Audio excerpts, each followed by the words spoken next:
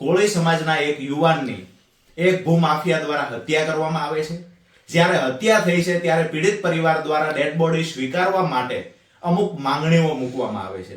એ વખતે પીડિત પરિવારને ત્યાં જે પોલીસ વડા આવેલા એ પોલીસ વડા દ્વારા પીડિત પરિવારને કમિટમેન્ટ આપવામાં આવેલું કે અમે આરોપીનું સરઘસ એટલે કે વરઘોડો વિછિયાની બજારમાં કાઢીશું।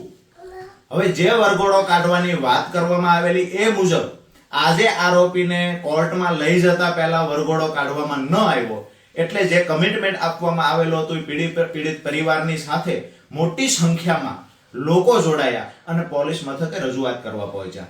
આ સમયે પોલીસ અને ટોળા વચ્ચે ઘર્ષણ થાય છે અને જે ઘર્ષણમાં કોળી સમાજના બહેનો, દીકરીઓ, ભાઈઓ, વડીલો ઘણા બધા ઈજાગ્રસ્ત પણ થાય છે, જે હોસ્પિટલ એડમિટ કરવામાં આવ્યા છે।